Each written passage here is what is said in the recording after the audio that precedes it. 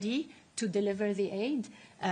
We were kind of handcuffed, and the private sector could not just support to support. So I think we need to really ramp up our appeals and bring the private sector at the table. And that's really timely that you speak about that, Carla, because our next speaker is indeed going to speak about the reconstruction need for Gaza. I'd like to thank you very, very much for having come. Oh, this is a question for her. Yeah. Not on Gaza, please. I want to do a Gaza part. So is that on Gaza? But I would like to hear from UNDP because he's going to speak a lot more about funding. Carla, do you need to go or can you stay? Can stay. Okay, but that's done. In this case, let's do this. We have online. You can stay on the podium. Yeah, sure, and Ricardo too. We have the privilege to have online the special representative of the administrator of UNDP for the Programme of Assistance to the Palestinian People, Yago Sillier, who I would like to welcome. And Yago is going to speak about reconstruction and funding. So, yes, I understand. But Carla is going to stay here. She's nicely waiting. And we will take the question on the economic issue and reconstruction and funding for Gaza just after Yaco's intervention. And then we will have Christian Cardon for ICRC, Ricardo, and maybe, I don't know if Tariq also will want to say something on the humanitarian side of the situation in Gaza. So, because Yaco needs to go afterwards. So, if Carla can stay, we will listen from Yaco, and then I'll take the question on the economic issues, reconstruction, and funding, okay? Thank you very much for your patience. So, Yaco, thank you very much for being with us to brief the journalists here in Geneva. As I said, you are the UNDP special representative for the Programme of Assistance to the Palestinian People, and you would like to brief us on the issues related to the reconstruction needs of Gaza and funding. Please, go ahead. Thank you very much also for the introduction, and thank you very much, colleagues. I'm speaking to you from Jerusalem, but just to indicate that over the last 2 months, I have traveled to Gaza on 2 occasions already. I was also scheduled to go into Gaza on Sunday. It's unfortunately being postponed, but I will be traveling there tomorrow also to further support our program on the ground. Let me maybe just first of all say that the destruction that you see in Gaza, obviously, as has been mentioned before, is devastating. It is very terrible to see it in person, to see families digging through rubble for their belongings, to see young children who are looking for water and food but should be in school on the streets is just shocking. To see once you travel and are in Gaza. However, in spite of this, the resilience of the people in Gaza is incredible, and also their determination to rebuild the Gaza Strip is really incredible in terms of their willingness and determination. We also, as UNDP, call on the need also for all parties to respect the just declared ceasefire. It's important also for the long-term stability and the recovery in Gaza. Let me maybe just give you a quick indication of the early recovery challenges faced in Gaza. I will just highlight the challenges around debris removal. For instance, if you look at the debris challenges and what needs to be done, it is comparable to building a 12-meter wall around Central Park. And if you fill that with debris, then that is the amount of debris that needs to be moved in Gaza. As UNDP, we've already removed about 81,000 tons. That is about 3,100 truckloads. The majority of the debris removal is at the moment to provide access to humanitarian actors so that they can provide the much needed aid and support to the people in Gaza, but we also help with hospitals and other social services that needs to be cleared of debris. We have reused about 13,200 tons of debris. We use crushing machines so that the debris can be reused for anything from road pavements, but also to providing flooring for some of the shelters being built in Gaza. Just to give you an estimate of the challenges that the reconstruction efforts will cost, the RDNA, which was jointly done by the UN, the European Union, and the World Bank, estimate that about $70 billion will be required for the reconstruction of Gaza. That means that also in the next 3 years, about $20 billion will be required. We also call on much needed access to provide also opportunities to address the reconstruction and early recovery efforts in Gaza. This includes also much needed heavy equipment that needs to help with the restoration and the repair of damages and the reconstruction efforts as well. UNDP has been on the ground from day one. We've continued to work and stay and deliver in Gaza. We are covering both the humanitarian to the early recovery to also the development areas. It's obviously a long road ahead, but we hope that with the support of UN partners and other international and national actors, that the recovery efforts can start as soon as possible. Let me leave it there and back and over to you. Thank you very much. If I can ask the journalists, please, let's concentrate the questions on this, and then we will have, as I said, humanitarian colleagues speaking about the humanitarian situation. Lots of hands up, and I'll start with Jamie. Associated Press, Jacob. Thank you, Mr. Childers. Thank you for coming back to see us. You just mentioned the RDNA. Could you clarify exactly when that time frame is? I'm looking on the internet as we speak, and I don't see that figure of 70 billion. How recent is that? When was that established? And how quickly can you start drumming up funds for that? And Jamie, maybe you had also you also had a question for Carla. So before your hand. Okay, then wait. Okay. No, let's keep it to that. Jacob, please. Yeah, so just to mention, the interim RDNA was done in March, and that figure was 53 billion. Since then, the World Bank has done an updated assessment that has brought the figure to 70 billion. And that is what also the most recent pledge would be. Just to indicate actually that the United Nations, with the technical support of UNDP and the European Union and the World Bank, is also now updating the RDNA with the physical damage, which is what will be needed.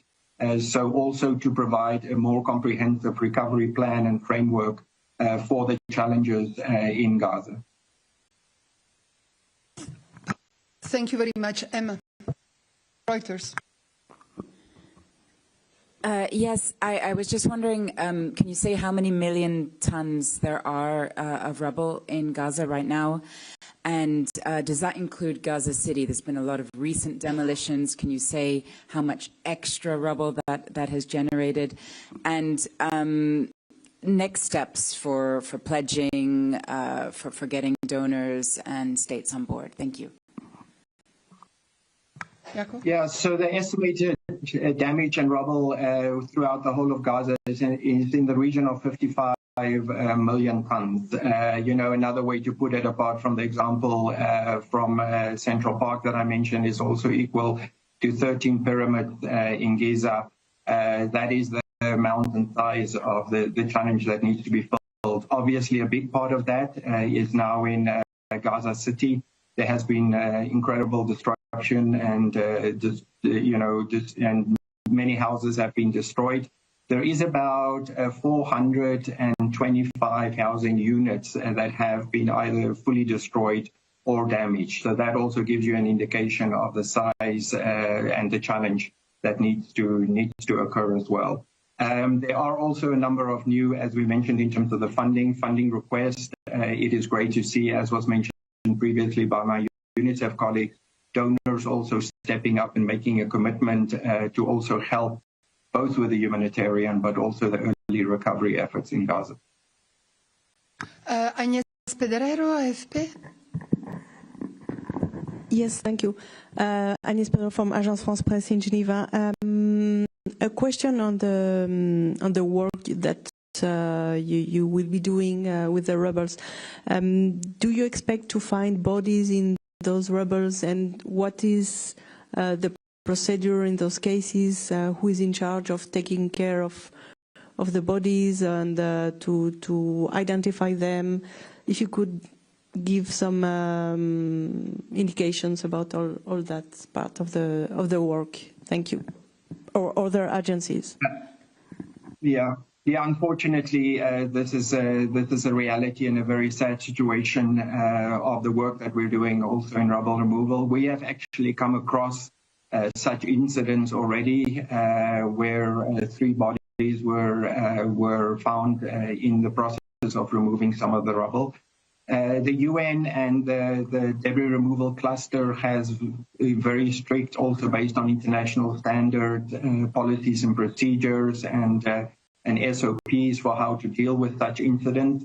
I can maybe share with you that what we first did is calling the civil defense unit just to mark off the area. Then the ICRC are called in to help with identification of the remains, as well as WHO of how to take care of those remains. And then obviously there are also religious considerations that we have to do for these types of bodies and for burial. So those are also taken into consideration and addressed during this very difficult period. Unfortunately, we anticipate that many more bodies will be discovered in this process of rubble removal.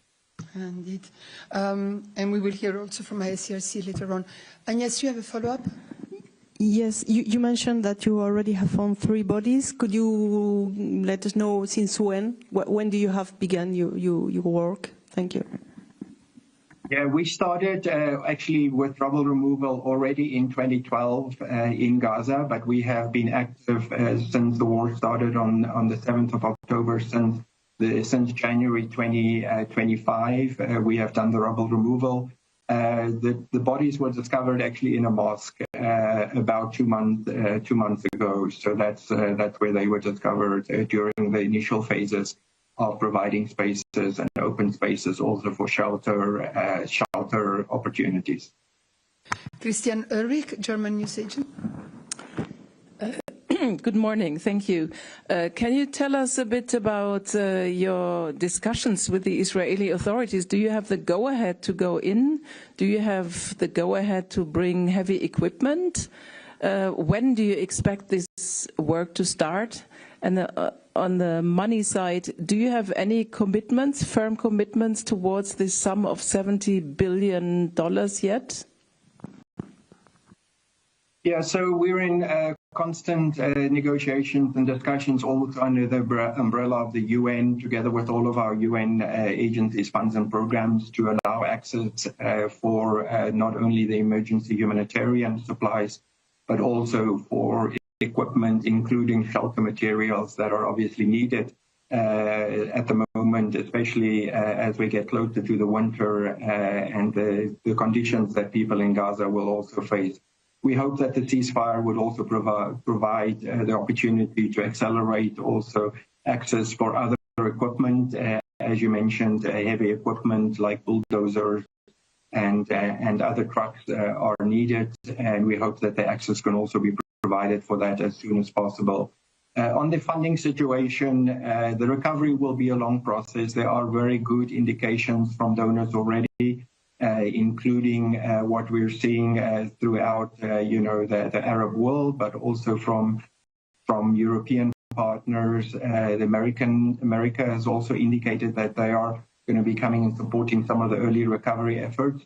What we've learned from these very comprehensive processes is that it unfortunately takes a lot of time, and it will in Gaza also take some time for the reconstruction or recovery to be fully completed. It's usually a combination from donor funding, but also bringing in the private sector to help with the recovery effort and providing funding for recovery, typically in big or after big conflicts. The private sector can generate about 50% of the funding opportunities for recovery efforts as well. And then there will continue to be innovative other ways also found for the funding challenges that will arise into the future. Thank you very much. Jeremy Lange, Radio France Internationale. 2 questions on figures also. I think I've seen that 80% of the buildings in Gaza have been whether destroyed or damaged, but I think the figure dates back to September 2024. So I'd like to know if you have a more recent figures. Is it still 80%? Is it 99% buildings destroyed? Do you have a more recent figures? And also something I think you mentioned, the challenge of remnants of war within the rubbles. How easy, that's not the exact word, but how confident are you to get the adequate equipment to get rid of those remnants of war? And would that be an issue maybe for the Israeli authorities if they consider the material to be dual use, for instance? Yeah, first of all, on the destructions, those figures have actually gone up. It is now in the region of 84%. In certain parts of Gaza, like in Gaza City, it's even up to 92% of the destruction. So there are various degrees, but this is also what we are currently doing under our rapid damage needs assessment. We will do physical verifications of the damages and also make sure that both the social infrastructure but housing infrastructure is also recorded and properly recorded so that both the needs and damages can be estimated for the rebuilding efforts as well. As you correctly mentioned, one of the biggest challenges is also unexploded ordnances and how to deal with them. We have an UNMAS team that are on the ground working together with UNOPS on identifying remnants of war and how to also then properly mark them and make sure that they are dealt with. In the debris removal, we have three phases, which varies from very slight opportunities where there might be remnants of war or unexploded ordnances to those that are high risk. And at the moment, we are mostly dealing with situations that are focusing on the least dangerous. So we're clearly cleaning roads and immediate areas such as I mentioned, hospitals as well. There is an effort underway to scale up the teams and the work being done on unexploded ordnances, including various organizations that have been identified to come in. And we hope that they can also be provided access because that's something that is always the first phase of any reconstruction efforts, but also the efforts to remove debris. Thank you very much. Jaco, I know that then you will have to leave. We have still quite a few questions, if you don't mind. It's okay? Okay. That's fine. I'll keep with the room. I'll keep up with the room. So Emma and then our new colleague I introduce, please. Thank you. It's just a quick clarification to make sure I didn't mishear. Did you say 35 million tons of rubble? I'm just a bit confused because a year ago it was higher than that. Could you just clarify and explain? Thank you. It's actually 55 million, 55.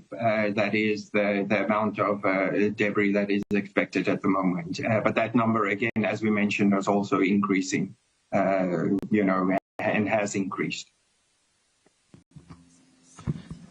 Merci. Allez-y. Yeah, Alexandre Bois, AFP in Geneva.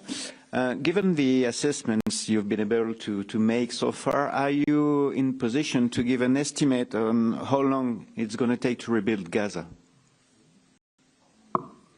That's a very difficult, estimate to make. And I think one will have to start with prioritizing what would be the immediate needs. So part of the assessment that we're doing together, as I mentioned, with the World Bank and the European Union is also not to identify only what has been destroyed, but also to make sure we prioritize what are the areas that first need to be restored and focused on. Not all the areas might be restored. For instance, you might decide not to restore all the hospitals, but focus on the most important, or for schools or for large apartment buildings. So prioritizing what comes first and when is a realistic timeline for that will be kind of part of the damage assessment that we are doing as well. But the estimate for rebuilding is quite considerable. It will also depend on the funding and support and opportunities to access and bring in reconstruction material, which will affect the timeline as well. Thank you very much. Let me now go to the platform. I see Isabel Sacco, Spanish news agency. Yes, good morning. I would like to know how the funds, once they are in place, how these funds will be allocated to, I suppose, to private companies for the reconstruction of Gaza. So what is the plan, the business plan in that sense? To be sure that the finance, the money will be well used. Thank you. Yeah, so working on bringing private sector back to life is going to be one of the most important areas. It's estimated that 88% of the private sector infrastructure has either been totally destroyed or partially destroyed. 66% has been totally destroyed, and 22% have been partially destroyed. What we do in terms of, revitalizing the private sector are various things together with other agencies and funds and programs as well. For instance, WFP is working on restoring the bakeries, which is much needed for providing bread for the immediate humanitarian needs as well. We are also providing grant funding and microcredit loans to private sector companies, and also then working on young entrepreneurs to start new businesses. There are many young people without jobs. The majority of people are obviously without jobs in Gaza. So starting the private sector, but also creating opportunities for them. This also includes buying certain assets or equipment that the private sector would need to start off their businesses, and then also providing some initial capital funding. In the long run, one will have to look at loans and other opportunities to make them accessible for small and medium enterprises to also continue to work and focus on the private sector and entrepreneurship, which is desperately needed to create jobs and income streams for people in Gaza. Isabel, you have a follow-up? Yes, thank you. Yes, sorry, I didn't explain myself well. What I wanted to know is how the funds, who will be the institutions that we will deal with, choosing the international companies that will go into Gaza for the reconstruction. How will be in that area the accountability process? Thank you. Okay, so as was mentioned, a number of companies will probably look at private sector investment and would look at starting also the construction efforts in Gaza. We have a very strict due diligence process where companies are checked and they verified that they are within the private sector approved measures. And we have various also lines that we use to make sure that companies are vetted and that those that we work with are fully vetted in terms of compliance. This is both in terms of EU standards and vetting procedures, but also American and specifically for us in the UN procedures for vetting both private sector companies, but also those that are working as contractors for the United Nations. Thank you very much. Gabriela Sotomayor, Proceso. Yes, thank you, Alessandra, for taking my questions. My question is, how much money has Israel pledged and how much has the United States pledged for the reconstruction of Gaza? Second question, just to clarify, are the borders fully open? Can journalists enter Gaza? Do you know if we can enter? Thank you. Yeah, on the amounts, I won't be able to say exactly how much will be coming in. I know that we have had discussions yesterday with the American State Department officials who are looking at various interventions for helping to support the reconstruction efforts in Gaza as well. And then in terms of the opening of the borders, it's obviously a very important part of the agreement and who will get access, including the role of bringing in journalists. I'm not aware that anybody is allowed in at the moment, but we hope that that would also change because a lot of people, organizations and groups will be needed to help support the rebuilding efforts in Gaza. John Zarok, I'm sorry. I'll take John and Nick, and then we will go to the humanitarian. But, John, you had a question. I don't know if it was for Jaco or for Carla. Yeah. Also for the representative from UNDP. You mentioned earlier, sir, that the revised estimate is 70 billion. When was that done? Was it by the EU, the UN, and the World Bank? You mentioned in the reconstruction you hope 50% of the funds to come from the private sector. Is that 50% of the 70 billion? And thirdly, most immediately, and I see Christian in the audience from ICRC, water and sanitation, there's been a lot of damage in the last few days to sewage in Gaza. How urgent is that, and how much money are you willing to put up front for water and sewage? Thank you. Yeah, so maybe just to mention, the figure of 70 billion is actually an addendum that the World Bank specifically did based on recent methodology. That figure came out in September. As was mentioned, when the full RDNA was done, that figure was on 53 million. But now, with the ceasefire in place, we are hoping to also do both the rapid damage needs assessment, but also the physical verification of the damages as well. Yes, in terms of the 50%, I think that is the long-term ambition, that also some of the recovery costs, including for the 70 billion, will come from private sector, that they will also contribute in the long run to the rebuilding efforts. That is the only long-term stability and hope for recovery efforts. But I think the immediate needs will have to be covered by donors and by other resources and funds available for the reconstruction effort as well. You're 100% right. Water and sanitation is one of the biggest challenges in Gaza.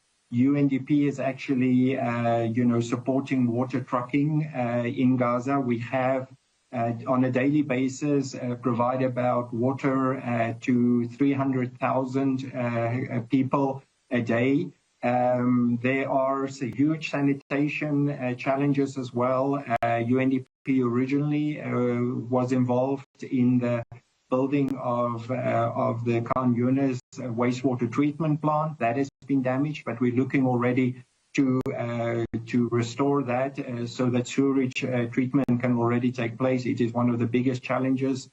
We're also looking at other options for latrines and sanitation kind of opportunities as well, and how to address that through many of our programs and funds.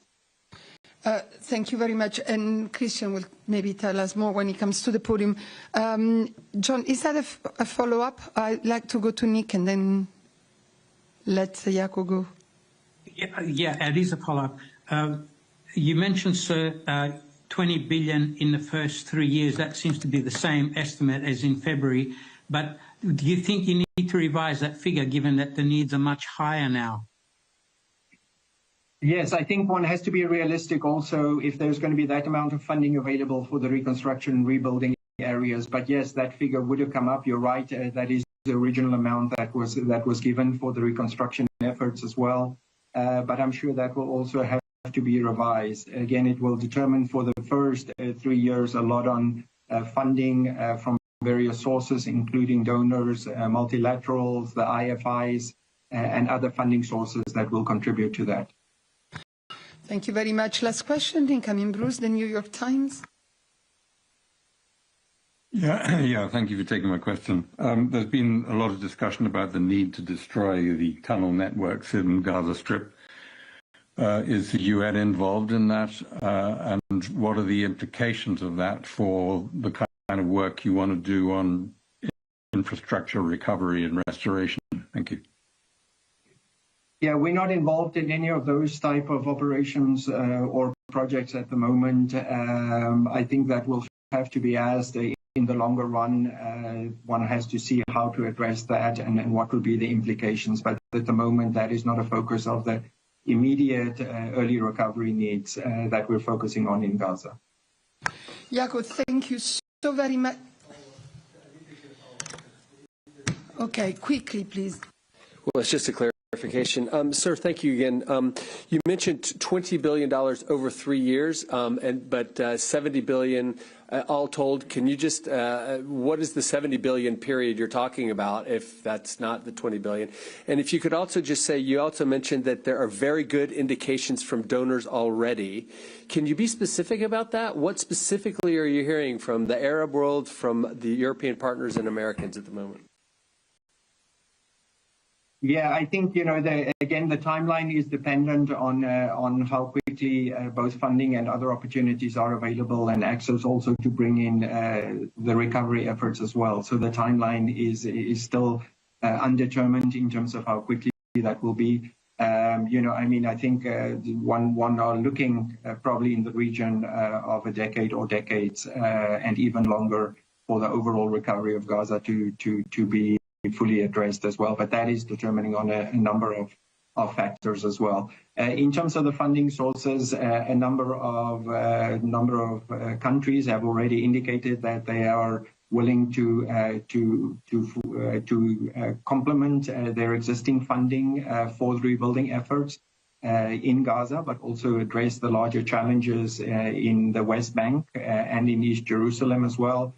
We've heard very positive news from a number of our partners, including European partners, the European Union, Canada, for instance, as well. The Germans have indicated some funding, and as I mentioned yesterday, there were also discussions with the United States in terms of their interest to support the early recovery and humanitarian efforts as well. Thank you very much. Jaakko, I don't know how to thank you really. I know that you're really busy, but we really appreciated that you came to the briefing, and please keep us informed, keep us updated on the reconstruction efforts now in Gaza, and good luck with your very important work. Thank you very much for being with us. And before I let Carla go, Jamie, you had a question for her. I thought there were more, but just ask us so we then can go to the... Thank you. Yes, I just wanted to ask you, you mentioned the renewal, I think, of private sector. Could, without giving advertisements to your private sector about your private sector donors, can you tell us specifically who you're targeting in the private sector?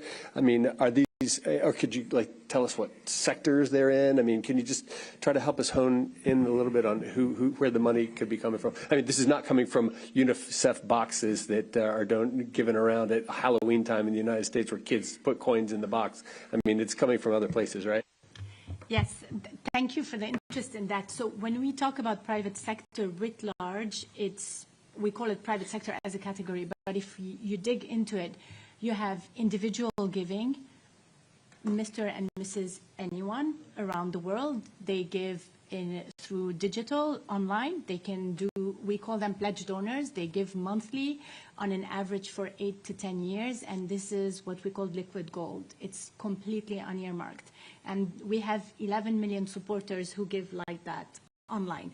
It used to be face-to-face prior to the pandemic. We still have that, and some do give through different local, greeting cards a long time ago, trick or treat in the US. You have different things that happen in a contact. That's one thing, individual givers. Then you have what we call highest value channels. These are the billionaires and the millionaires. So we have a very robust strategy for billionaire giving, and we have a platform called the International Council Platform that weighs approximately 500 million. And these are billionaires who want to give to UNICEF, either to specific areas of the work or completely unearmarked. And we push for the most flexible funds possible to maintain the ability to support contacts that are underfunded or forgotten. Then you have the corporates, and it was mentioned earlier, due diligence is extremely important. How we vet the corporate sector, the companies who we partner with. There are due diligence common criteria for all the UN agencies, and then each agency has its own criteria depending on the risk appetite of an agency and the reality and the DNA of the mandate of the agency. And then you have foundations, like, just to give an example of big institutional foundations, Rockefeller, Bill and Melinda Gates, Asian foundations, Gulf foundations. And then you have multi-faith-based and membership organizations. across the different religions. So it's really writ large at the mass level, at the general public level, and at the highest value possible channels, corporate foundations and billionaires. This is the categorization. Thank you very, very much. Carla, thanks so much. And thanks for staying on the podium throughout. Let's keep our... Yeah. Yes, I had also my initial follow-up. Right, yes. Right. Sorry, Carla. Yes, it was about what you mentioned earlier about this momentum you were talking about. Is it something that you have seen, that there is a momentum that companies or private sector is approaching UNICEF now on Gaza, or is it more a wish from your side? And how much the appeal for Gaza is funded? Thank you. It's both. It's a wish and there is momentum. I think we've never been in a situation where the private sector has been so interested in contributing to some of the global challenges. Now, it's complicated, it's complex work. We need to really find the sweet spot on how we engage, but it's across the board. And some partners will only be interested in those contexts that are not in the media headlines. So, you know, it's a conversation. Maybe just one example on that will make it real for you. Many corporates will want to earmark and channel their funding to a specific area that fits their interests, their policies, where they operate. And we have these negotiations and conversations with them, and more we tell them, can you include in your giving a window that is unearmarked? And we use the argument of equity. You have a role as private sector to also be equitable, not to be for some children somewhere, but to be for all children everywhere, or for all civilians everywhere. And so we have these conversations, and very often we end up succeeding in creating more of a portfolio approach in their giving. It's complex, but now there is momentum. And I think with the global funding cuts, we cannot afford not to engage intentionally with the private sector, but also to challenge them, not just on the income, but on the influence, on how their work can influence negatively child rights, what they do in their supply chains, all the issues around child rights, from child labor, child well-being, all those issues. So there's a conversation that goes beyond the income generation, that is more on the influence the private sector can exert and how we can leverage their own influence to channel more support to contexts like Gaza or others. Carla, so thank you very, very much for all this briefing. And Ricardo, you come back afterwards. Huh? So now let's go ahead with the humanitarian aspects of the situation in Gaza. First of all, I think I don't need to remind you, but we have sent you 3 statements and readout yesterday from the Secretary General on the hostages, on the ceasefire, and on his conversation with the Israeli Authority. I won't reread them here, but I'd like to point out to them because, of course, the developments that we had in the last hours are extremely important. And one of the actors of this development was, of course, ICRC, and I'm happy to give the floor to Christian Cardon now to tell us a little bit more about what happened and what are the needs now. Thank you, Christian. Thank you very much, Alessandra. Good morning, all. So I will focus on 3 main issues, maybe a very brief recap of yesterday's release operation, which, by the way, is not over. My second point will be on what's happening today, specifically when it comes to human remains. And then third, maybe briefly on humanitarian aid to come in and back maybe to some questions on what we also see as priority sectors for the massive reconstruction ahead. Okay, so back on yesterday, but briefly, I mean, the first important information, many more families have been reunited yesterday. That was the top ICRC mission and goal, obviously, of the operation of yesterday, and we obviously welcome that development. As you know, ICRC was not involved in the negotiation that happened prior that operation. what happened is that the ICRC is called and requested by the parties, Hamas and the Israeli authorities, to play that role of neutral intermediary. As you know, also, this is a role that we have played since October 2023, but also in several occasions in that specific context, but also in many other war zones before. Yesterday, 20 hostages were handed over to the ICRC and then handed over to the Israeli authorities. And then on the other side, we had 1,809 Palestinian detainees who were handed over to the ICRC, as you've seen, from an Israeli prison, and then back for some of them to Gaza and others to the West Bank, and a little number also to East Jerusalem. Later in the day yesterday also, 4 deceased hostages were handed over to the ICRC in Gaza and then were handed over by the ICRC to the Israeli authorities. That brings us to a number since October 2023 of 172 hostages that have been released and where ICRC was involved in the release operation, and 3,473 Palestinian detainees who've been released, again, since October 2023. No need to remind you that we unfortunately, never had access to both the hostages and the Palestinian detainees, despite having repeatedly asked in bilateral, but also publicly, to get access to the hostages and to the Palestinian detainees. For your information, also, when it comes to Palestinian detainees, ICRC had probably one of its biggest activity in that context was the visits to Palestinian detainees prior the 7th of October 2023.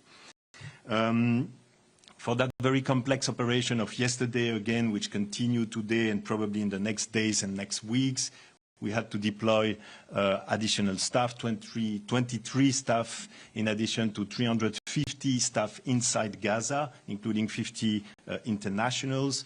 Part of this expertise that we needed yesterday for the release operation, obviously you have weapon contamination expert, you have detention expert, you have medical expert. You can well imagine that when you welcome hostages and even Palestinian detainees who spend times either in Gaza for the hostages or in places of detention, you need a specific medical attention, and that's the specialized staff that we have deployed for that operation. I also want to share with you that when it comes to the Palestinian detainees, the ICRC, despite not having been able to access them over the last 2 years, was able to do what we call a pre-release interview with each and every one of them who were released yesterday, including in the presence of our medical expert. That was very important to do that prior their release, and that's the way we work there and in any other context. So that's yesterday. By the way, if we compare to previous operations that you have followed in the last 2 years, we also very much welcome the fact that compared to previous operations, these ones were much more discreet. We didn't have the ceremony, and this is clearly something that ICRC has been extremely clear about, being with Hamas or the Israeli authorities, that respect of the dignity of hostages, Palestinian detainees, and obviously, and I will get back to that, human remains should be ensured all the way. Okay, today, very soon you'll have in your inbox another ICRC press release specifying a bit what we will be doing in the next hours, but probably days and weeks. The research for human remains, it's obviously even bigger challenge than having, I would say, the people alive being released. That's a massive challenge. As you know, there will be human remains being handed over from both sides, the Israeli authorities, but also Hamas. Already today, and we started yesterday with the 4 deceased hostages that were handed over, we will be we will play a role also in facilitating this very sensitive operation. We've called once again, and in particular when it comes to the human remains, for dignified management of the bodies. And this means also that we need our forensic experts all along during this very sensitive operation. We will also be providing, whenever needed, very concrete materials, body bags, but also refrigerated vehicles, making sure that, again, the dignity of the human remains can be respected, and also, obviously, the identification of these people to make sure that as soon as possible the families who have been waiting for already too long can have the information about their loved one deceased. This remains also a huge challenge when it comes to weapon contamination in the area. I think that's listening also to colleagues from UNDP before, with the challenge we have in front of us when it comes to the reconstruction, the issue of weapon contamination will be central when starting the cleaning, but also obviously when starting the search for human remains that are still under the rubble, as we all know very well. Now, briefly, maybe on humanitarian aid and what we also see as top priority at the moment, I think the first thing to be very clear about is that it's about aid coming to the people and not anymore people going to the aid. Let me just clarify that over the last months, we've all seen how complex it has been for humanitarian actors to do their work. And basically, most of the actors, ICRC included, were not able to organize a sufficient distribution of aid inside Gaza. And what we've seen instead, it's people coming back from distribution sites being wounded, if not killed in many instances. So the first important thing, I would say, beyond the number of trucks and many details that you're probably going to ask me afterwards, that's the shift that needs to happen. It's that the aid should come to people. And when we are talking about humanitarian principles, it's to make sure that actually elderly people, handicapped people, wounded people can have access to the humanitarian aid. That has not been possible over the last weeks and months in Gaza. So we are ready, obviously, as many other actors, with trucks ready to come in. Some already entered, as we've all seen yesterday, with any kind of materials, not only for the short term, but also for the long term. I heard a question about what's the priority in terms of infrastructures. What's very clear and what we have seen, including in Gaza City, and by the way, ICRC just reopened also, is activities or its presence inside Gaza City. You remember that was suspended since the 1st of October. But what we can see is that water infrastructures, wastewater infrastructures, hospitals, electricity infrastructures, most of them collapse or are on the verge of collapsing. So it's very important that in addition to the emergency aid that will be in the trucks, there's also materials to allow the key actors to rebuild these infrastructures. Voilà, I will stop it here. Voilà. Thank you. Thank you very much, Christian. This was really insightful. I will now maybe turn to, who wants to start? WHO. Thank you, Alessandra. So just really a few points on immediate needs for supporting health system in Gaza right now. You have probably seen Dr. Tedros had a post yesterday. We managed to get to Al Ahli Hospital and deploy emergency medical teams there. We also got 8 trucks with the medical supplies for WHO, but also for health partners. We reached European Gaza Hospital to retrieve some equipment and moved it to Nasser Hospital. And we are on the way to get more trucks at the Karem Shalom crossing. Now, what is really needed? I mean, we've been talking to you on all these different parts of a health response in recent months. Well, first we need to scale up the delivery of medical supplies, because the pressure on hospitals is not going to ease overnight. We need really to bring as many supplies as we can right now to make sure that those health workers who are still providing health care have what they need. As I said, we managed to get to Al-Aqsa Hospital, to Al-Ahli Hospital, where we deployed some tents, and I will give you all these details in a note. Second thing is really to expand the medical evacuations from Gaza. 15,600 people, including 3,800 children, need to be medically evacuated. And since October 2023, WHO has supported the medical evacuation of 7,841 patients, including 5,405 children. What we need more countries to accept patients from Gaza, and we need restoration of all the medical evacuation routes to West Bank, where we had a medical referral pathway, to Jordan, but also to East Jerusalem.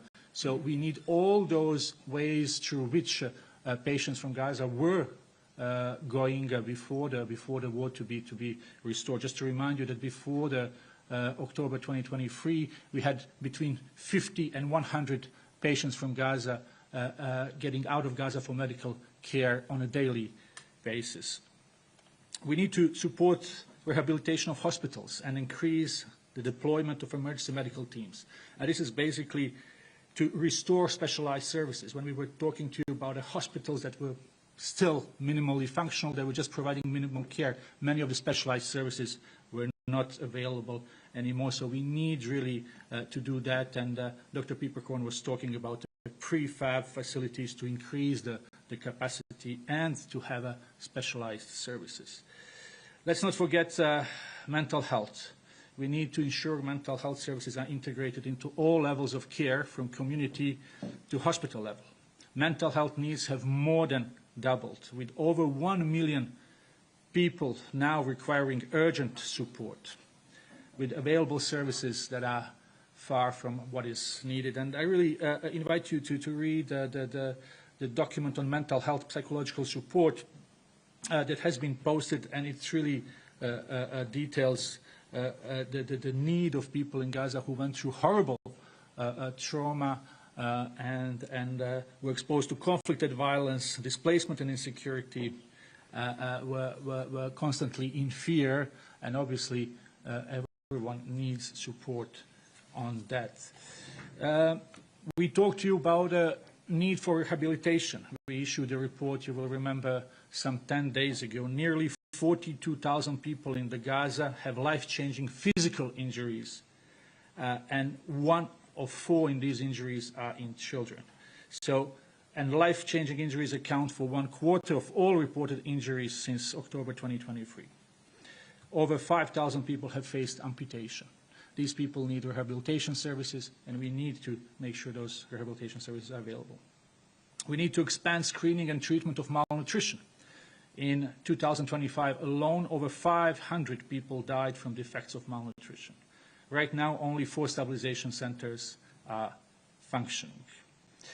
We also need to scale up disease surveillance. We've been telling you occasionally about emergence of diseases. You will remember we had a meningitis, Guillain-Barré syndrome, acute respiratory diseases. We need to make sure that we can capture that any possible trends and to respond to it. And again, we need for that access, and we need a resumption of medical evacuations, and we need flexible funding. And again, we need this ceasefire to last. So I will stop here, and all these numbers will be sent to you in a note.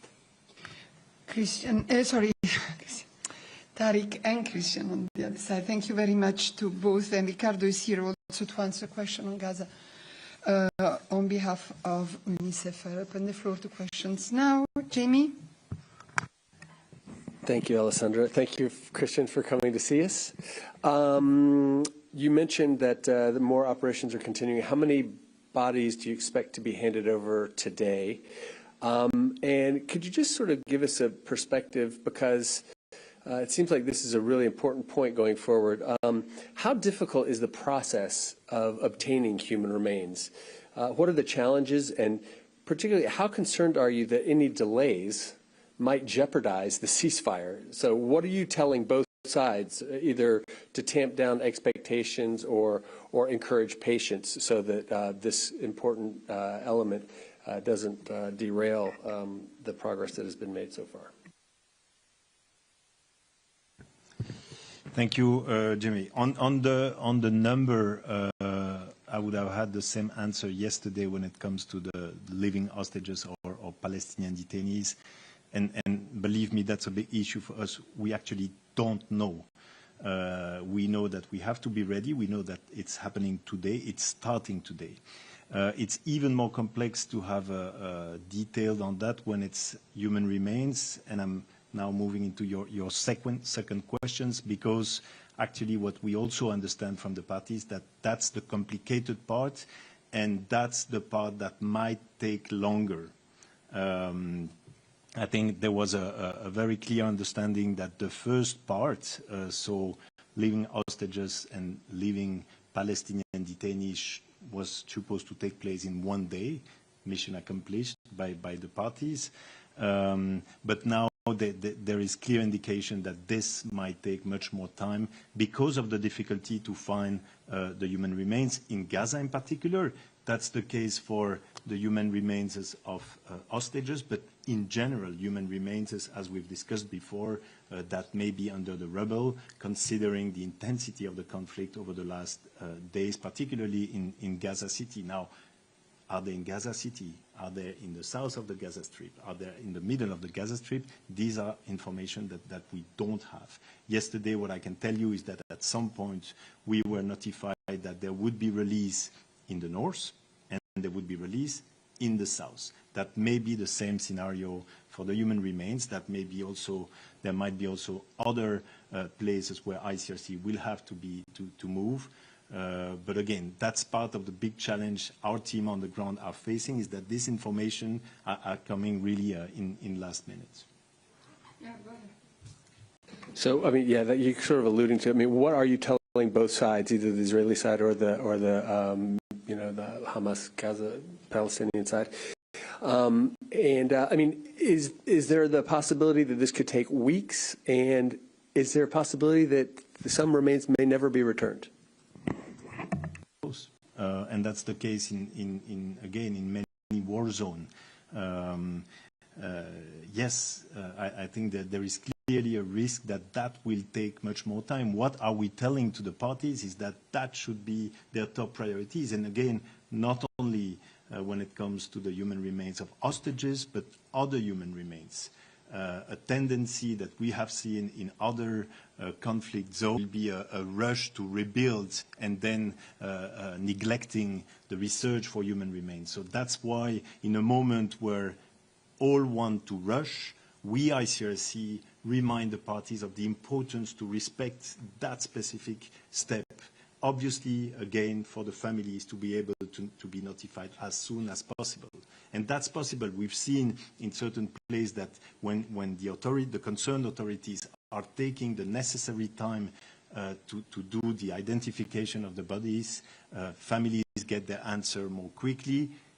And it also has a consequence on any initiatives of reconciliation for the future. So the question of the missing people, and in particular the research of human remains, is absolutely key, and again that's what we've asked to the authorities. Thank you very much, Emma. Thanks, Christian. It's on the same topic.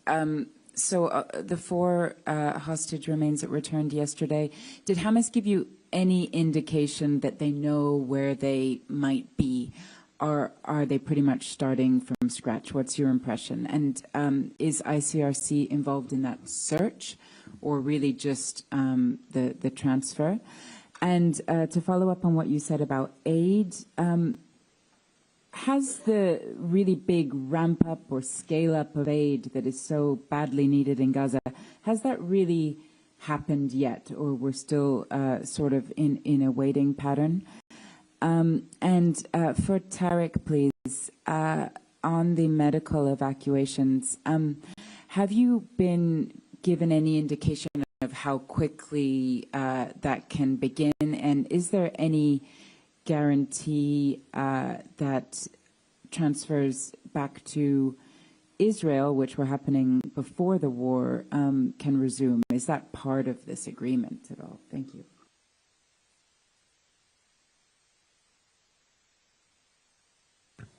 Thank you, Emma.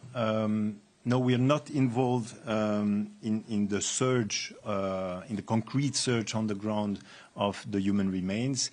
Obviously, we are in very close contact with Hamas as we speak. That's what our team are doing, both, by the way, at the political and security, military level, and that's also the case, by the way, on the other side. You know, when it comes to what we know or what we should know right now, knowing that will happen in the next hours, I think it's probably the most sensitive operation that we are handling. So obviously these are information that we need to keep extremely confidential until the moment the bodies are handed over to the authorities on the other side. And that's the same thing for the other side. That's the main reason, because from experience, we know that that can have jeopardized that process. So you will understand that I cannot go into the details of that one. Now, when it comes to the aid, the answer is no, not yet. The shift has not yet happened. We are still witnessing, you know, only few trucks coming in and large crowds approaching these trucks in a way that is absolutely not conformed to humanitarian standards. So figures are talking about the need for 600 trucks per day for 6 weeks to alleviate some of the first needs. I think we are not yet there yet. We are clearly not yet there. Sorry.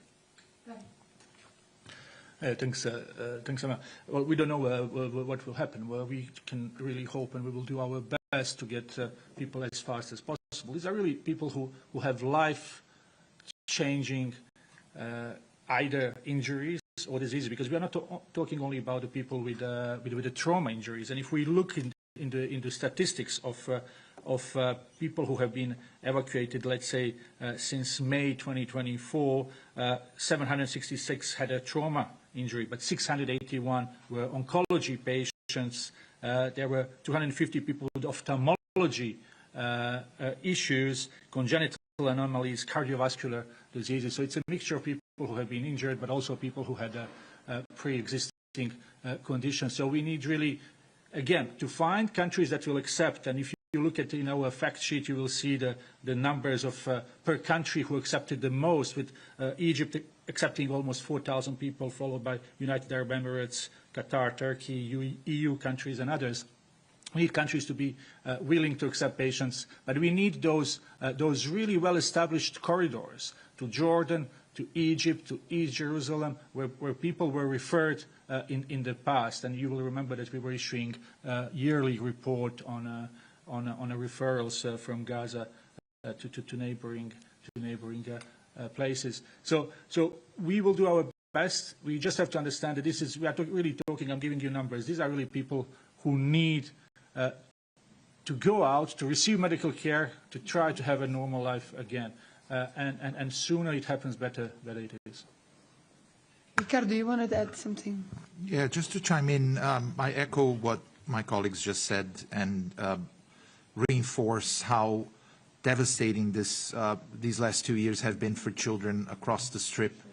And that won't change with a temporary ceasefire. Obviously, that's the very first step that we have been calling for, so we can start rebuilding that humanitarian system that has been basically dismantled or very close to being completely dismantled over the last couple of months. 3,800 babies in need of medical, or children in need of medical evacuation.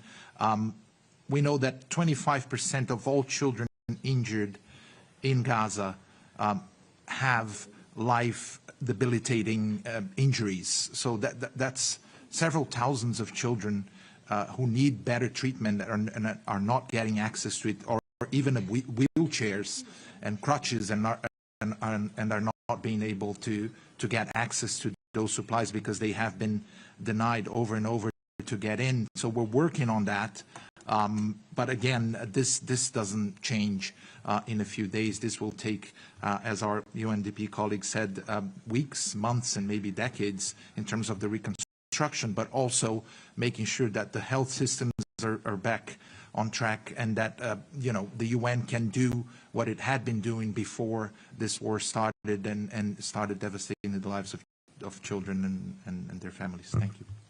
Thank you very much. Sorry, I'll do a little bit of housekeeping here. So we've got 2 questions in the room and 3 online, but Christian needs to leave at 12. So can I ask first those who have questions for Christian?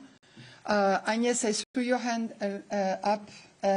Simon, is that for him too? Okay, let's start with the 2, and then I go to the platform, and we will see if we can release you quickly. Agnes. Yes, thank you. So it's a follow-up to what you said, but it's also open the question to Jens, and think it's listening. You say that... He's in the room, Jens. Okay. Yes, you mentioned that only a few trucks are coming in. Do you have explanations about why? Is it because the logistics is complicated, or are you doing requirements to enter? It's not possible.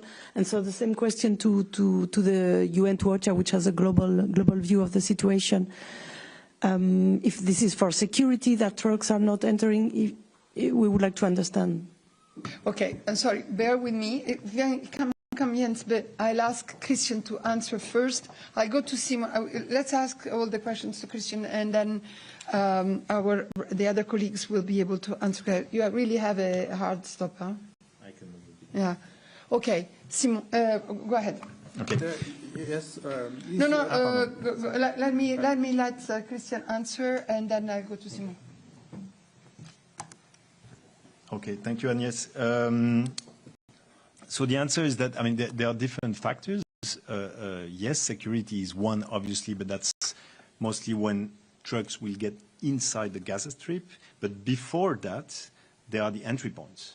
And again, to be updated in the next hours, but to my knowledge, not all entry points are open to have humanitarian aid inside Gaza. And that's the main issue right now. And that's what humanitarians, including the ICRC, have been calling for in the last hours, is making sure that because of the huge needs, all entry points can be open, like it used to be, as you know, in the past, prior October, whether through Karem Shalom, whether to the north, whether to the south, Rafah, and that's what needs to happen urgently.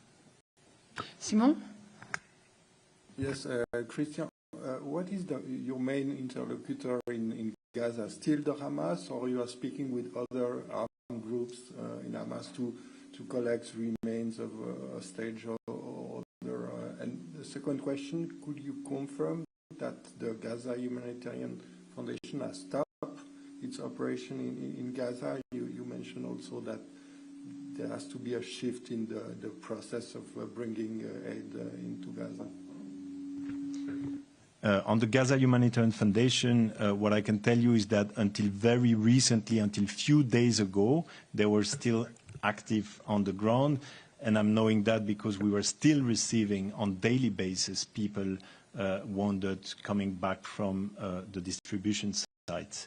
As we speak right now, we've been informed that there might be a shift, knowing that all the other traditional actors will fortunately be able to restart their operation as they used to do prior 7 of October, but to be confirmed if the Gaza Humanitarian Foundation will continue to play a role, you would have to ask them, obviously.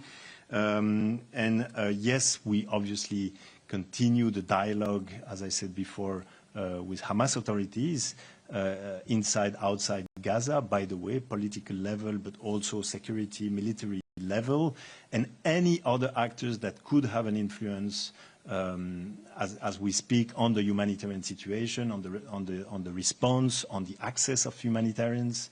And yes, within Gaza you have complication, and yes, within Gaza you have other actors, and yes, ICRC is in touch with all actors present on the ground, all armed actors present on the ground. Gabriela, is your question for Christian?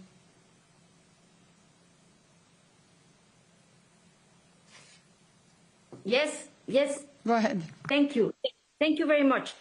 My question is, according to international humanitarian law, I would like to know if Israel is primarily responsible for the well-being of Palestinians, and especially the children, and reconstruction, but the well-being of them.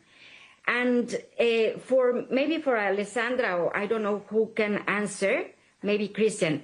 Yesterday, at the hostage release ceremony in Israel, one of the speakers mentioned that this was not a genocide. So what do you think about that? Thank you very much.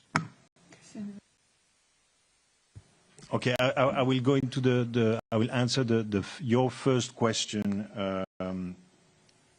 Yes, obviously, Israel, as the occupying power, has the obligation to ensure that the population occupied has access to vital infrastructures, has access to food, water, and health. And this is why, again, the ICRC and many other actors called several times on this to be granted as soon as possible, and not only to be granted, but to be substantially increased in the near future. Gabriela, I think the answer is not for me to comment what other people say. I think the question of genocide, we have debated enough and expressed ourselves on this, and OHCHR did the same. John, do you have a question for Christian, or? Yes, actually, it's also for Jens and Tariq and Ricardo. Okay, so the number of can you hear me? Yeah, no, I understood. It's for Tariq and Jens. Can you wait a moment, please? Because he has to go. All four. It's a general question, so all four. Okay.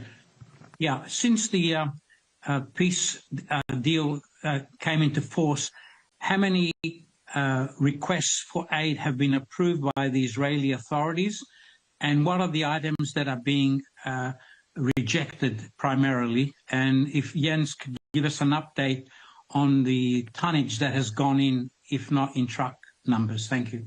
Okay, maybe I'll ask Jens to answer this afterwards. Let me just go to Laurent, who has a question for Christian, and then we will come back to all these questions about the aid. Laurent. Yeah, thanks. Two quick ones. First, Christian, you mentioned that the operations yesterday were much more discreet than previous ones. So would you say that there wasn't any even minor incident to report in all the releases that you facilitated yesterday? And then second one, has some of your staff who was constrained to leave Gaza City come back permanently to the office in the northern part of the territory? Thank you. Thank you. On the first one, yes, indeed, there were no major incidents report. As I mentioned at the very beginning, we can say that 20 hostages as well as 1,809 Palestinian detainees were brought back to their families yesterday evening, all of them. So yeah, there's no I would say incident to be reported, and indeed, and I do confirm that contrary to the previous operation, there were no ceremonies, as you can have also witnessed. I'm not sure I understood the second question, but I guess it's about our presence in Gaza City, which was. Yeah. So the activities have resumed from our Gaza City office, and they were suspended from the 1st of October. So that's obviously obviously an important development, and we are ready to scale up, I would say like any other actors, obviously, as we speak, our response, and also the setup that we have inside Gaza City. Thank you very much, Christian. You see, promise kept, 5 to 12. And I'll now turn to, thanks very much for coming and briefing the journalists. I'll turn to Jens and Tariq and Ricardo, whoever wants to answer the other questions were really on the, can you come here? On the humanitarian situation, the aid coming in, etc. Jens, I'll start with you. And yes, you may want to also ask your question to Jens afterwards. Or now? Okay, no, so the question was already asked, so just need to answer.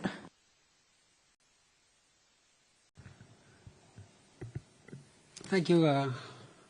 Good morning.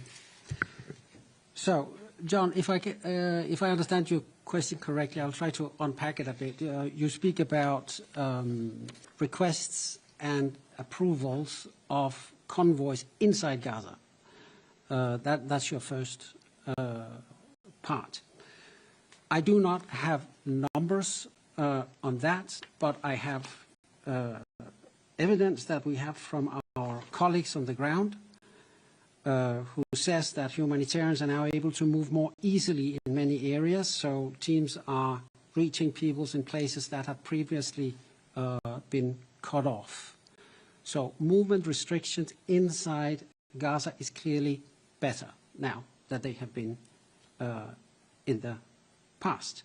And we use that, of course, to pre-position supplies, to deliver as much as we can. It is a very fluid situation. I know it's self-evident to say, but I want to put a number of that on that. Over the weekend, we saw 310,000 individual movements of people, mostly from the south to the north, right?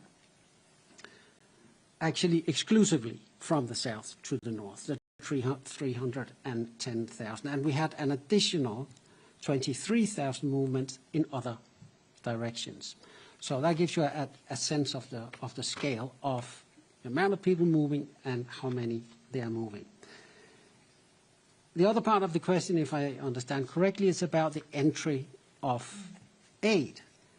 Now, wouldn't it be wonderful if we could just do that immediately? Now, we can't do that. It is, of course, part of the 20-point plan, which the UN was not part of drafting, but we are happy that it's in there, and we want to see it happen as soon as possible.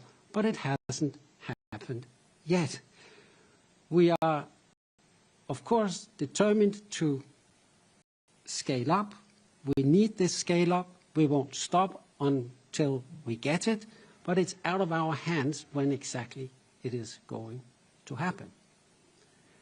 So the term my boss Tom Fletcher used yesterday was, we need some determined patience. Determined patience. So determined to do what we set out to do, and as I say, we won't stop until we've done it, but we need that patience, because when, how, where, how much, who's going to count, and so on and so forth, is not in our hands right now, right? It's not in our hands right now. We have 190,000 metric tons in the region ready to go in, an update from the 170,000 we spoke about recently. So it's now 190,000 metric tons that are in the pipeline, just in the region. Jordan, the West Bank, Egypt, even Cyprus. Just to add to what Jens just said, very, very correctly, it seems to me that after the ceasefire was agreed, it's a temporary ceasefire. It's always good to remember. We hope it will hold and become everlasting peace for the region and Palestinians, of course. But the enthusiasm that came from the international community, from people on the ground, that this was the beginning of the end of all the suffering and things would change rapidly, is just not being reflected on the ground day in and day out. We are not getting enough aid in because of all the reasons Jens explained right now, and we are being able to move more freely indeed inside Gaza, but the level of destruction again is so huge that it will take at least 600 trucks a day, which is the aim that we have, and we're far from that at the moment. UNICEF also has over 1,700 trucks ready to get in with all sorts of different life-saving supplies that children desperately need, but the process is still not there to reflect that enthusiasm that came after the guns went silent, because the aid is still not getting in enough scale. Thank you very much. Agnes. Yes, a follow-up to Jens, and maybe if you want on UNICEF or WHO, on the entry points, how many are actually open? And do you also require, like the Red Cross, that more entry points are open? Thank you. On Sunday, Kerem Shalom was open, and we actually had a staff there who saw fresh produce going in. She spoke about bananas, potatoes, and other fresh produce, which is something that we've been talking about for a long time. So that was Sunday. Yesterday, we don't have any updates. Yesterday was, as you know, very much focused on the hostage release and keeping pretty much everything else. Hold your horses, everyone. We need this to happen, right?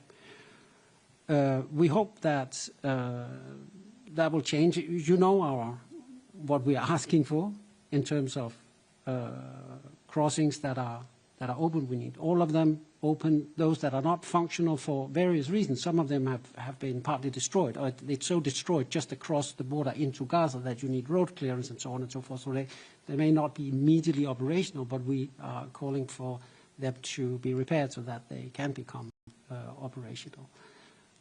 So that's about as much as I can say. Okay, I'll take the other two, and then we will close because there is still a couple of speakers. Would you believe it? Patiently waiting. Christian. Jens, it's also a clarification. Are you saying that you are saying it's not in our hands? That sounds so passive, but I understand correctly that OCHA is knocking on the doors and asking Israel to give the green light. What is the response? Are you not getting a response, or is the response wait and see, or what exactly is happening? Thank you. Yeah, thanks. Of course, we're advocating with everyone, and we were there in Sharm el-Sheikh yesterday as well, with 22 heads of state of government, whom we are asking to help us push all buttons you can to get this up and running as soon as possible. So, of course, we're doing that. Of course we're doing that. The proof is in the pudding. I mean, it is when these border crossings are open, and we're talking particularly, of course, about Kerem Shalom, which is historically the big entry point for goods, while Rafah was the entry point for pedestrians going back and forth. That has since changed, as we all know. We would like Rafah to be opened up very much as well. That require, of course, the agreement of Egypt. But still, even if the border crossing is open from Egypt, the stuff going in still needs to be checked, cleared, and screened by the Israelis. There's a lot of things that need to work together. But trust me, believe me, we are not passive. I had my boss in Sharm el-Sheikh working at maximum speed yesterday, trying to work these things out. How did you say? Determined patience. Determined patience, right? Jamie. Thank you, Jens. I'm looking at your latest daily news update for the last few days. I don't see any numbers of trucks that have in them. Can you be specific about how many, since the ceasefire began, I believe it was on Friday, can you tell us how many trucks, aid trucks have gotten in over the time since then? And specifically yesterday you mentioned hold your horses was the message because of the exchanges yesterday. That's done. can we let go of the horses now? And are there trucks ready to roll? Are they moving? Are there any foreseen immediately? That's the first question. My second question is just very briefly, you also mentioned about the ease of movement within Gaza and the people, 310,000, which is also mentioned in the statement. Is that because of security primarily, or is it also because there is easier, I mean, what is the reason that all these people are moving to the north? Is it they're returning home? Is it simply that the security situation is much better, so they're able to move? What do you attribute those movements to? Thanks. Let me just take the first part first. I do not have at the moment consolidated numbers on trucks. On the movements, from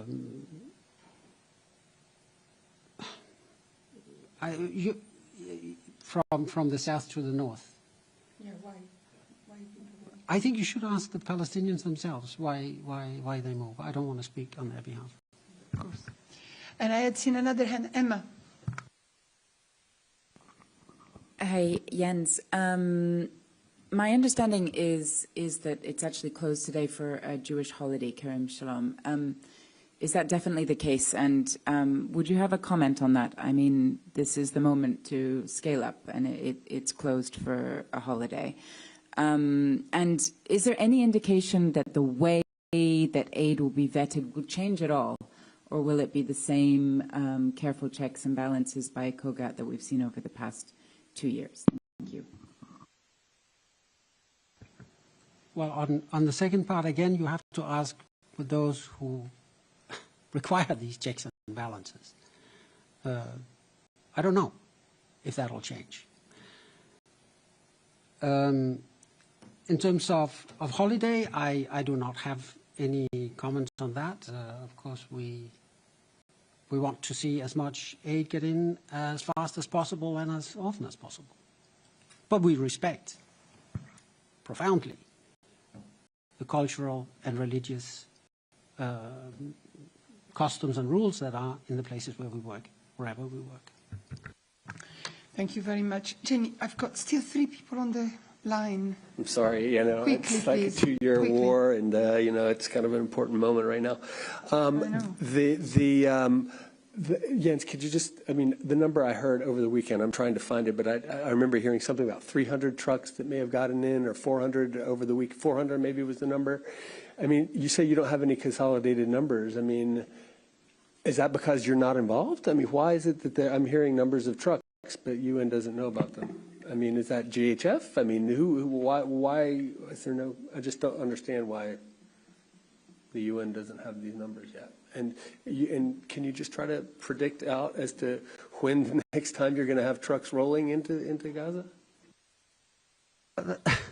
I think the latter part is easy, because once we get the message from the parties to this peace agreement, which has just started, that the borders will be open, then of course we'll start moving in.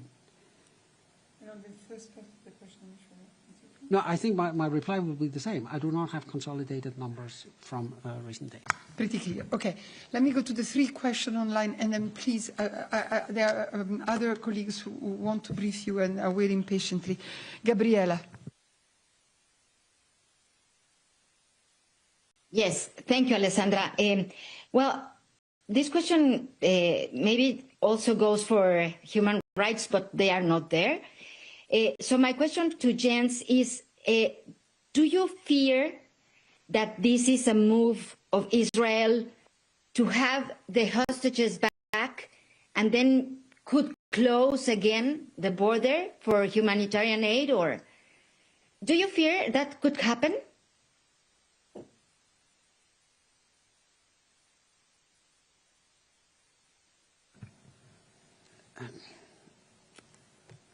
We want,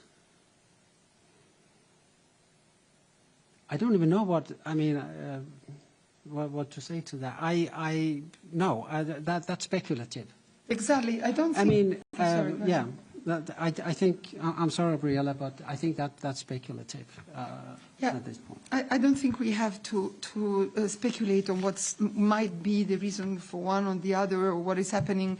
I think that we have a situation now. The Secretary General has very well described it in his statement. We need this ceasefire to make this ceasefire work.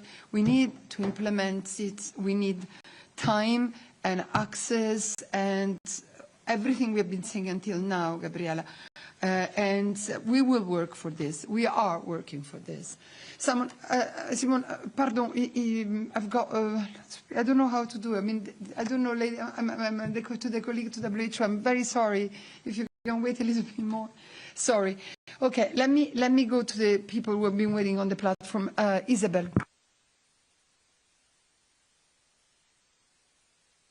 Yes, thank you. Good morning, Jens. You said that yesterday and today maybe the movement of supplies that you have inside Gaza is easier. So I would like you to give us an order of idea of what is the volume that you have now in Gaza for how many people and what kind of supplies now. Thank you. Yeah, thank you. You'll have to ask the operational agencies about that because they are the ones with the actual material aid. OCHA is a coordinating agency. We do not have material aid to distribute. Sorry, Tariq, what did you say? I think from WHO perspective, I gave you what are our priorities, and you will have all these numbers. And we can't speculate what will happen, but we need access to be able to try to do this to support the health system. You want to add anything? No, from UNICEF side, we do have a lot of supplies pre-positioned inside Gaza that we have been using for many months, and we hope that we will add even more once the crossings are open. But as far as a consolidated number in terms of supplies, I don't have that right now. Yeah, Imogen.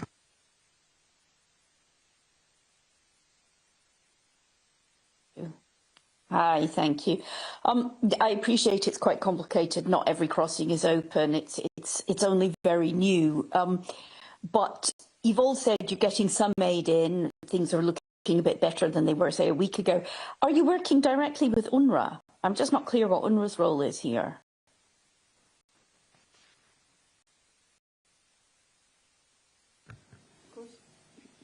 Yeah, please. I mean, I don't have any specific information on that, but we've been saying until now, and I think Juliette has been very clear last time when she came and briefed you, that UNRWA is there, UNRWA continues to work, UNRWA is the backbone of our operations in Gaza. I don't know, Jens, if you have more precise information on that, but I think that is pretty clear. But Imogen, if you want to have more specific information on what they are doing, like now, please ask the question to Juliette. John.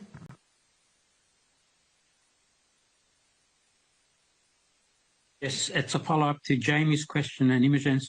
I was wondering, perhaps, since Jens can't give us consolidated figures, if Tariq or Ricardo can tell us how many supplies went in for their agencies. And secondly, perhaps, Alessandra, we can reach out to Rome and the World Food Programme, since they're the lead for logistics. Maybe they have some numbers on what's going in, especially for food, given there's still a famine in Gaza. Thank you. Just to answer quickly the second part of your question, we are discussing. I believe, I expect WFP to be here on Friday to brief you on Gaza. So on the first part of the question. Yeah, as I said, so on Sunday we had 8 trucks of medical supplies, including insulin, lab supplies, essential medicines, not only for WHO but for health partners as well. This was in the post by Dr. Tedros, and you will have it in my notes. Thank you, and Gabriela, and I think that's the last question. Gabriela. Yes, thank you, Alessandra. Thank you for giving me the floor. Well, just to have a time frame, when, I mean, is there positive signs? Because you are saying that aid is not coming right now like you want. So what is the time frame that you have that you would say, okay, this is rolling? What would you say to that? I mean, according to your experience in other conflicts. I mean, I don't think we need to go to ask for experience in other conflicts. We've had a ceasefire before in Gaza where we were able to roll in. I think it was actually within minutes of its announcement because we had the crossings open to do so. We are in the same situation today. We have been, of course, contingency planning for this scenario. That's why we have 190,000 tons of aid in the region. So we are ready to roll when the permissions are there and the conditions on the ground allows us to do so. Ricardo, you wanted to add some figures? Yeah, just to add on the number of trucks. So far, this is what we have, and in the last 24 hours, things might have changed, and I don't have the latest, but since the ceasefire was agreed on Friday, UNICEF had 41 trucks carrying winter clothes, tents, tarpaulins, dignity kits, and disability kits that entered Gaza. UNICEF has an additional 1,370 truckloads of life-saving supplies ready for immediate dispatch, with thousands more in the pipeline. So we're planning that in the coming weeks, if access improves and more corridors are open, that more shipments will come, including therapeutic food for children suffering from acute malnutrition. Let's not forget 500,000 people are still in famine situation or conditions. We have vaccines, medical equipment, water purification systems, alongside more winter supplies for children and families. Thank you very much. Thanks to everyone for this very, really informative briefing and for all the questions. I'll ask now to Tariq to stay on the podium and ask his colleague, Dr. Nirja Chowdhury, Technical Officer for the Neurological, Sensory and Oral Conditions Unit, to come to the podium. Can we have the plate, please? Thank you very much. Thank you, Ricardo. Please. Thank you very much, Sandra, and thank you very much, Dr. Nirja, for your patience. We have sent to you the press release, also linked to the report. It has been published now. It's a global status on neurology. Some of you have asked for embargoed copy earlier, but now it's being out. So I'll ask Dr. Nirja to tell us more about this really landmark report on neurological disorders and burden of diseases. Thanks a lot, Tariq. And hello, everyone. Good afternoon now. Just let me start with a simple question. Have any one of you had a severe headache or migraine? Or do you know or have known of anyone who has had epilepsy or stroke or dementia? These are neurological disorders. These are conditions that affect the brain, the spine, and the nerves. Other conditions are also included, such as meningitis, the autism spectrum disorders, nervous system cancers, multiple sclerosis, Parkinson's disease, and many more. The surprising fact is that more than 3 billion people, that is a third of the world's population, are affected by these conditions.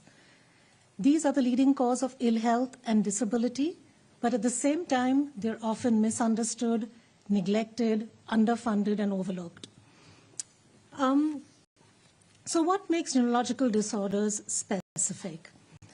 First of all, people with these conditions often require lifelong care. It's not only the person with the condition who's affected, but also the family and carers. The carers are most often women who provide informal care at home. And also these conditions are expensive. And that's not only in terms of financial costs, but also in terms of the time and energy they take, and also the emotional toll. People with neurological disorders, especially those living in low and middle income countries, very often don't get the care that they need. There are not enough neurologists, Medicines are not available in many parts of the world, or when available are expensive. People with neurological disorders, only the care for them is only available in urban centers, and they face stigma. They are often excluded and denied their basic rights. So what has been done so far? Countries unanimously came together in 2022 to endorse the Intersectoral Global Action Plan on Epilepsy and Other Neurological Disorders. This is a 10-year roadmap for us to now take action to change the situation. And now we have the release of the Global Status Report on Neurology. This tells us that where we stand in order to reach the targets of the action plan. So very briefly, some key messages and data that we have in this Global Status Report. Firstly, only half of the countries actually provided data for the report. That means we still need to know more. 1 in 3 countries only have policies for neurological conditions. Only 25% of countries actually include neurological disorders in their universal health coverage benefit packages. Only 20% of countries have functioning intersectoral programs for brain health promotion and the prevention of neurological conditions. And only 25% of countries actually have legislation to protect the rights of people with epilepsy. Now, what's also important to note with these numbers is the disparity that exists. For example, in low-income countries, there are 82 times fewer neurologists as compared to high-income countries. When it comes to carer support and services, high-income countries have 70% of them have these supports for carers, while only 15% of low-income countries have these services available. And if we think about what is done in terms of the research output for neurological disorders, it's almost double that in high-income countries as compared to low-income countries. As you reflect on these numbers, what do we believe needs to happen? We now, in fact, with the Global Status Report, have a wake-up call. Countries need to prioritize brain health and neurological conditions in their policies. People with neurological disorders need to have access to care without financial strain. Carers need to be supported. They're very often neglected. We need to have programs for the promotion of brain health and the prevention of neurological disorders. And most importantly, we need to listen to people with neurological conditions and their families. They know best what needs to be done. Now, WHO has been working hard in this direction. We've been working with regional offices and country offices, with governments, with experts, and with other stakeholders to strengthen health systems in countries, to improve the capacity of health workers to provide care for people with neurological conditions,